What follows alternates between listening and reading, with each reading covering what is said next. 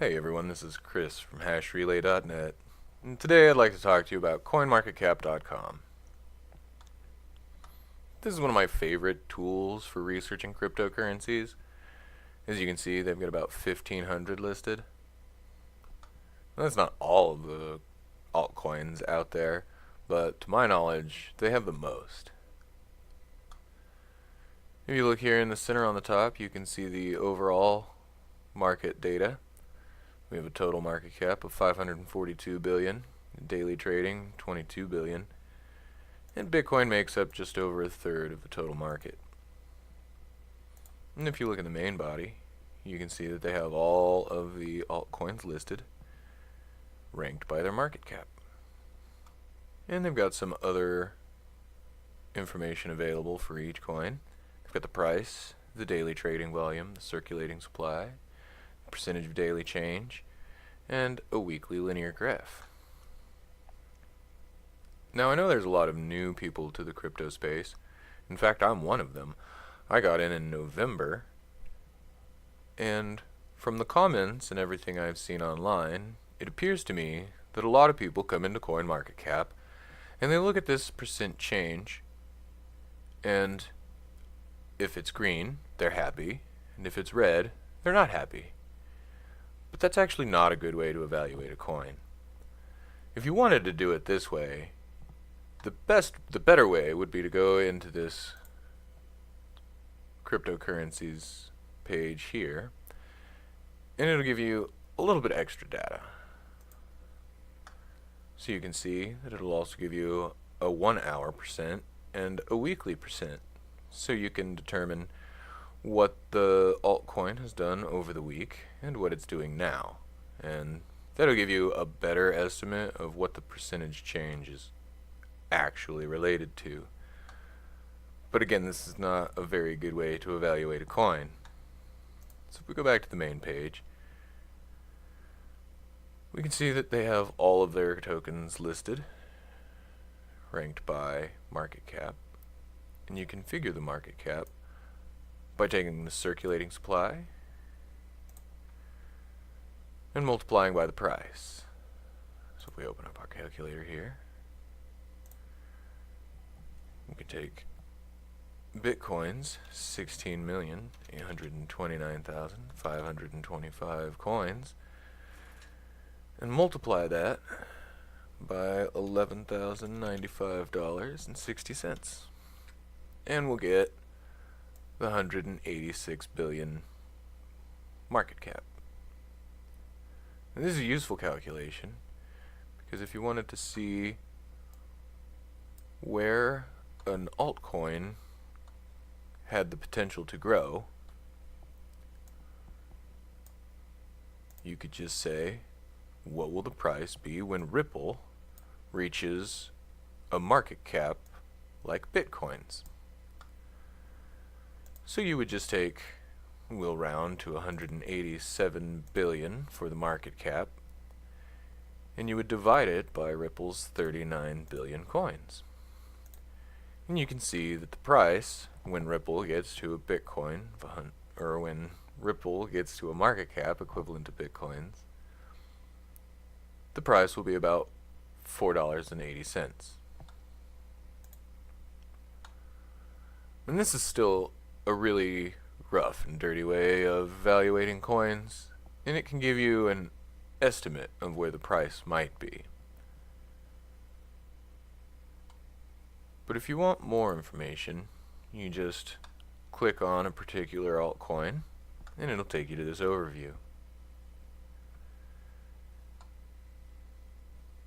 Now, the middle of the overview has most of the same information that is available on the main page, but it'll have a few additional bits of data. So here you'll see max supply and a total supply.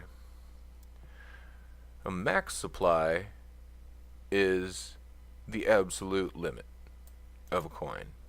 No more than 100 billion Ripple will ever be minted, or XRP as their coin. And you can see that they have a total supply of 99,993,000,000. So 7 million coins of this 107 million coins of this 100 billion coin max supply are gone somewhere. But of these 99.9 billion, only 38 billion of them are in circulation. So really, the price estimate on XRP isn't going to be very accurate, because at any time, the circulating supply could triple. So if the circulating supply triples, what would that mean for the price of XRP, Ripple's coin? Well, we would take their market cap, $46 billion, and we would divide that by their total supply of $99 billion, and you could see that the actual price of Ripple, with its full supply and circulation, would be about 50 cents. So that makes Ripple slightly more risky than other coins, because they have less of their total coin in circulation. And if we look at Bitcoin, we can see that their max supply is 21 million, and of that they have 16.8 million circulating. So their price of $11,000 is going to be more accurate, because their circulating supply is closer to their max supply. Now that's a great way to use CoinMarketCap, but they have a whole listing of other sources that you can go to. For instance, you can go to both bitcoin.org and bitcoin.com. You can look through several block explorers to see individual data for each of the blocks and their transactions. You can go to message boards, usually bitcoin.com, bitcointalk.org, and if they're open source, you can go to GitHub and see the source code used. Other currencies have additional information there. You can see that Cardano also has an announcement board, which is for social media. Chat is things like Slack and messaging groups. And if you scroll down a bit, you can see that they have a list of tools for individual charts. Here, you can see Cardano's all-time chart. And Cardano has actually been one of my favorite cryptocurrencies, and it has shown some extremely positive growth over the end of 2018, and has been very resilient through the correction at the beginning of the year. But Cardano is not that old. You see, it's not even 1 year old. It was born at the beginning of October, so it is only really 4 months old. So you can look at the charts. These are priced in USD, being this green line, and Bitcoin being this gold line, and they have a market cap listed here, which runs fairly concurrent with the price in USD. In the same chart or table, it has additional tabs. If you want to know where you can buy a certain coin, you can go to this Markets tab, and this will tell you where all of the exchanges have Cardano listed, and then you can see the trading volume for each. And so if you look here, the number one source for Cardano is Upbit, and the most heavily traded pair is for the Korean won, which is trading at almost $500 million a day. The next closest one is on BitTrex, and it's only trading at $22 million a day. So if you wanted more liquidity for Cardano, you would go to Upbit. But if you don't shop in Korean won, your next best option would be BitTrex. Following the Markets tab, they've got a Social tab.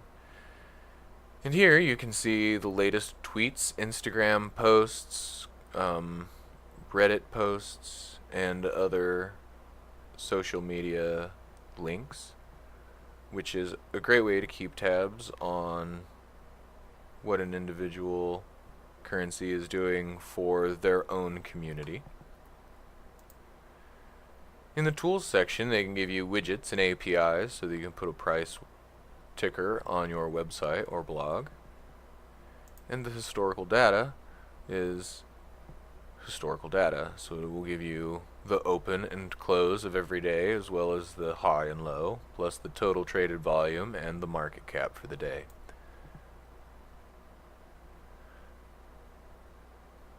So this is where you can get in to see how each individual coin is doing overall.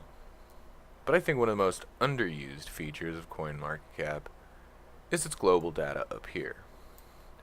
If you click on the global market cap, it will bring you to some global charts. And you can see that this is the total market cap of all cryptos for the duration of Bitcoin.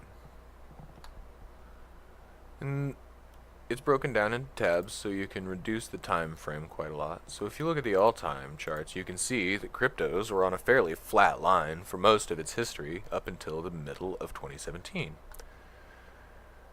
And if we go to their 1-year charts, you can see that even in 2017, it was fairly low all the way up until the last quarter. And then we experienced what's known as an exponential growth curve, all the way up until December. And since December, we've had some pretty extreme volatility, and what's known in the market, in the trading space, as a correction from almost $20,000, or just over $20,000, to around $10,000.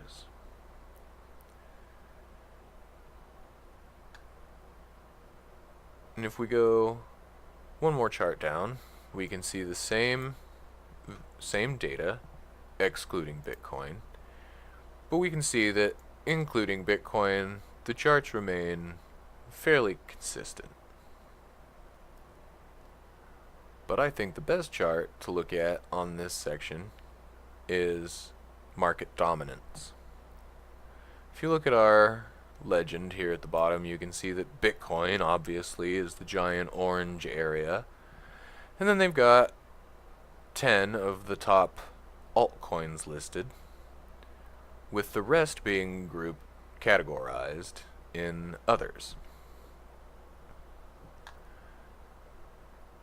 And like the overall market cap chart, you can see that for the lifetime of Bitcoin, basically, a majority of it was fairly steady.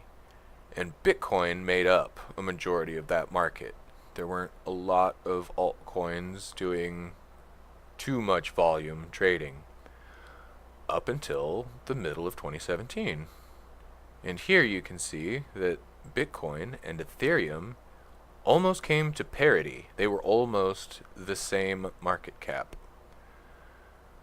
But then Bitcoin regained its dominance and took it away from Ethereum.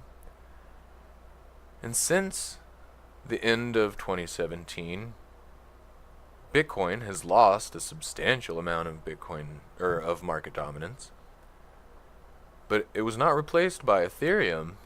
Instead, it was replaced by that other segment, which is currently sitting around 24% of the market cap. Now, this is important to know. Besides these 10 altcoins, every other altcoin is only going to make up about a quarter of the market cap. And as we know, Bitcoin has taken about a third of the market cap. So that leaves these 10 altcoins with only about 50% of the market cap to take between them. And while that is good for some of them, that is not so good for others. If you look and see this light blue here, Ripple has done fairly well through 2017 in comparison to other altcoins, but individually it can never get more than 25% of the market cap. And so you can look at these charts and you can see what the overall picture is going to be and where your favorite altcoin's valuation might rise to. So if you have some of these lower coins, realize that the chances of them breaking into the top 10 comes with some very stiff competition, and likely that they are only going to be a small part of 1/4 of the overall market. Now that shouldn't be discouraging too much, because right now the overall market is only at $540 billion. In late 2017 it was up near $800 billion. So we can safely assume that in 2018 it will be possible to touch the $1 trillion total market cap price point. If that happens, then you can safely assume that Bitcoin will be in the $300 billion range, and that the top 10 will be an equivalent of $300 billion, and then the rest of the altcoins will come up to equal somewhere near a third of the market as well. So that can give you a fairly good estimate on where prices are going to go. So we'll say Cardano is going to have maybe 10% of the $1 trillion overall market cap. Well, that would be $100 million. If they're sitting, $100 billion. If they're sitting at $15 billion, we're talking about a price gain of over 7 times. While they're sitting at 60 cents now, a 7 times increase on that would put it at about $4. So it would not be impossible to see something at the likes of Cardano at $4 at the end of the year. And doing these valuations is not fail-safe. It is not 100% accurate. And it is heavily based on subjective preference. But I hope with a little bit of that walkthrough on how to figure market cap and how to look into the future to predict prices for some of your favorite altcoins, that this video can help you determine which ones are going to actually be successful and which ones are really sitting at an overvalued spot.